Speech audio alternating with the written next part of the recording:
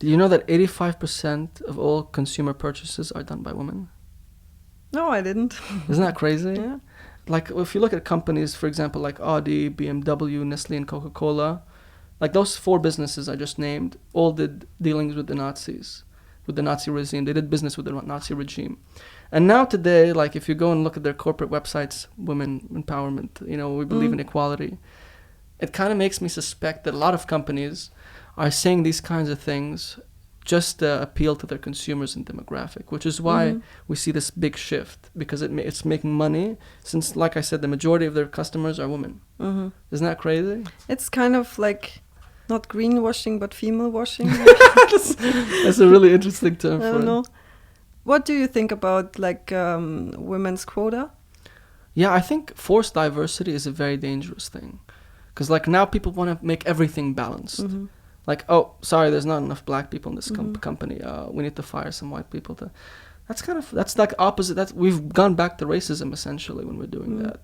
When like we're hiring people based off a race quota, that is racist. Or a gender quota, whatever, that's sexist. Like that's like you were saying, there's not a lot of bricklayers who are women, or electricians or mechanics, or what. Does that mean we need to force women into this industry? No. Hey, there are sometimes there are things that men prefer to do more than women. Should we force all boys to play with Barbies? Absolutely not. No. No. I also have mixed feelings about that. Like I have to make up my mind on that. But still, like one point is to be pro on this is like, if we don't have that, then nothing will change. Sometimes you have to go a bit too far to achieve change. You know what I mean? That's an argument some people do make. But there's a risk to that, is we could go over, you know what I mean? Yeah, that's true. It can always backfire. And why do you think we need to force it to change? You know what I mean? Like a lot of people, for example, think to end racism, we need to be very serious about the topic. No one's allowed to make a joke about anything. We all have to be very sensitive.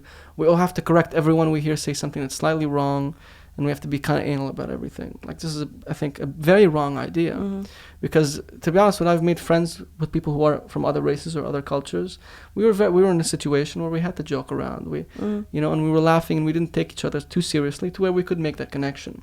But if I feel there's some sort of wall between me and him because of society say I can't make this kind of joke, or I have to be like this around this guy or whatever, it kind of forces me to take myself to be very serious around this individual, instead of taking it easy and laughing. I get that point, but I think it's more maybe about the perspective of the, I call it now, victim. So how does she feel about it? I mean, if it's a friend and you know this person, like then he or she, like you know how he would take it. Right. But if you like encounter like a person don't know, like a stranger, and like you say something which could be really insulting, you don't know how the person would take it, like for example a racist joke or something. I think it's more about empathy. If I meet someone who's like really sensitive off the bat, I don't want to be this person's friend personally, or have any kind of relationship, because I like people who humble me. I like people who make fun of me, who test my ego. I mean, I recently had like a little issue with a friend of mine. I thought he went too far, but then I was like very thankful to him, and I was really appreciative that like, oh no, he pushed me to this level. If he was really sensitive, he wouldn't have done that. So there's something I really value in not being afraid to hurt people's feelings, because sometimes we need our feelings to be hurt, and we need to wake up. If I know automatically that I can joke and laugh with everyone, it's gonna make me more likely to be friends with everyone. And I think it just says something about your character when you can take a joke and you can laugh at yourself, which is why I think it's this whole victim mentality is so dangerous. Another thing is that's really dangerous about it is it removes accountability. When you, instead of looking inwards, for example, when I'm on a motorcycle, I don't care if someone is driving and hits me right in the back and cripples me.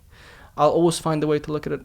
I always consider it to be my fault, because I should have been looking at my mirrors, and been aware of my surroundings, and been careful enough to not be in that situation. And I'll always be blaming myself more than that crazy person.